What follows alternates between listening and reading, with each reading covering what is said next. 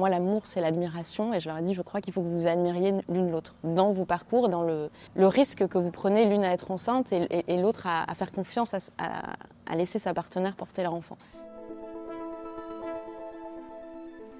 J'ai écrit le court-métrage L'attente, que j'ai tourné alors que je commençais l'écriture du projet d'Épreuve d'amour.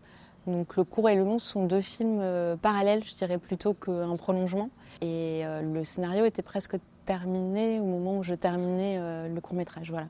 Et il m'a semblé que l'un répondait au format du court-métrage et l'autre au format du long-métrage. Ce sont deux histoires sur le même sujet, mais avec des couples différents et des thématiques abordées un peu différemment. C'est inspiré de mon histoire personnelle. Moi, j'ai une fille qui a 7 ans et que j'ai dû adopter.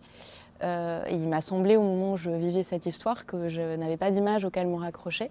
Le temps passe et voilà, il y avait pas ou peu de films, donc il m'a semblé important de le faire pour nos enfants d'abord, enfin ces enfants-là, et puis de manière peut-être un peu pédagogique aussi pour d'autres. Parce que souvent quand je parle de mon histoire, les gens sont très étonnés que j'ai dû adopter mon enfant. Pour les gens, la loi Taubira, c'était un peu automatique. En fait, c'est l'idée qui a été véhiculée aussi par les détracteurs de cette loi.